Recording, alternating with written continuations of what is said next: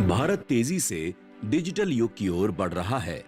अब सिर्फ शहरों में ही लोग तकनीक से परिचित नहीं हैं, बल्कि गांव में भी लोग स्मार्टफोन, इंटरनेट और डिजिटल सेवाओं का उपयोग बखूबी कर रहे हैं। सरकार की योजनाओं, मोबाइल बैंकिंग, ऑनलाइन लेन-देन और सोशल मीडिया ने गांव में भी डिजिटल क्रांति ला दी है। लेकिन इसके साथ ही एक नया खतरा भी बढ़ता जा रहा है और उसका नाम है साइबर अपराध। जी हाँ, साइबर अपराध शहर और गांव में फर्क नहीं करते। इस तरह के अपराध करने वालों का मकसद सिर्फ मुनाफा कमाना होता है। आजकल गांव में रहने वाले लोग भी डिजिटल प्लेटफॉर्म जैसे मोबाइल बैंकिंग, यूपीआई पेमेंट, आधार आधारित सेवाएं, व्हाट्सएप और फेसबुक आदि का उपयोग कर रहे हैं।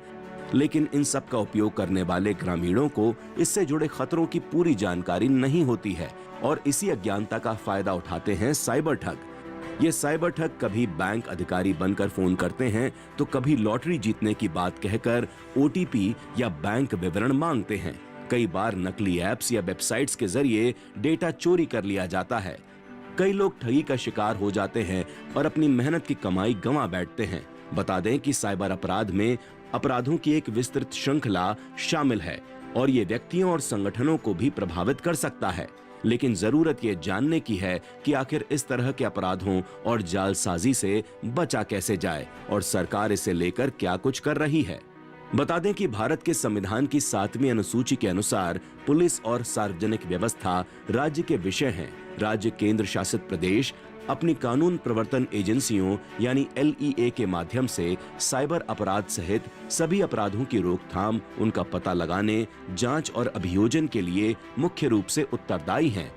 केंद्र सरकार अपने कानून प्रवर्तन एजेंसियों यानी LEA की क्षमता निर्माण के लिए विभिन्न योजनाओं के अंतर्गत परामर्श और वित्तीय सहायता के माध्यम से राज्यों, केंद्र शासित प्रदेशों की पहल को प्रोत्साहन देती है। केंद्र सरकार ने व्यापक और समन्वित रूप से साइबर अपराधों से निपटने के लिए और व्यवस्था को मजबूत बनाने के लिए बहुत से महत्वपूर्ण कदम उठाए हैं। गृह मंत्रालय ने देश में सभी प्रकार के साइबर अपराधों से समन्वित और व्यापक तरीके से निपटने के लिए एक संबद्ध कार्यालय के रूप में भारतीय साइबर अपराध समन्वय केंद्र 14C की स्थापना की है। राष्ट्रीय साइबर अपराध रिपोर्टिंग पोर्टल यानी NCRP, जिसकी वेबसाइट www.cybercrime.gov.in है, को 14C के हिस्से के रूप में लॉन्च किया है, जिससे लोग महिलाओं और बच्चों के खिलाफ साइबर अपराधों पर विशेष ध्यान देने के साथ सभी तरह के साइबर अपराधों से संबंधित घटनाओं की रिपोर्ट कर सकें। इस पोर्टल पर रिपोर्ट की गई साइबर अपराध की घटनाएं, उनका FIR में रूपांतरण और उन पर बाद की कार्रवाई कानून के प्रावधानों के अनुसार संबंधित राज्य, केंद्र शासित प्रदेश की कानून प्रवर्तन एजेंसियों द्वारा की जाती है। 14C के तहत नागरिक वित्तीय साइबर धोखाधड़ी रिपोर्टिंग और प्रबंधन प्रणाली को वित्तीय धोखाधड़ी की तत्काल रिपोर्टिंग और धोखेबाजों द्वारा धन की हेराफेरी को रोकने के लिए साल 2021 में लॉन्च किया गया। 18 मार्च 2025 तक के आंकड़ों पर नजर डालें तो 13.36 लाख से अधिक शिकायतों में 4,386 करोड़ रुपए से अधिक की वित्तीय राशि बचाई गई है। ऑनलाइन साइबर शिकायत दर्ज करने में सहायता प्राप्त करने के लिए एक टोल फ्री हेल्पलाइन नंबर 1930 चालू किया गया है।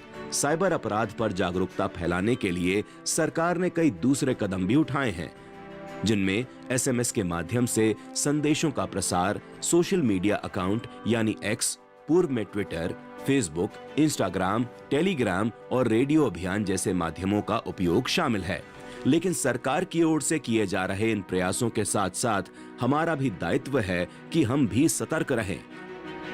डिजिटल इंडिया तभी सफल होगा जब शहरों के साथ साथ ग्रामीण भारत भी साइबर सुरक्षित होगा और इसके लिए सिर्फ तकनीक का उपयोग सीखना ही काफी नहीं है, बल्कि उसे सही और सुरक्षित तरीके से उपयोग करना होगा।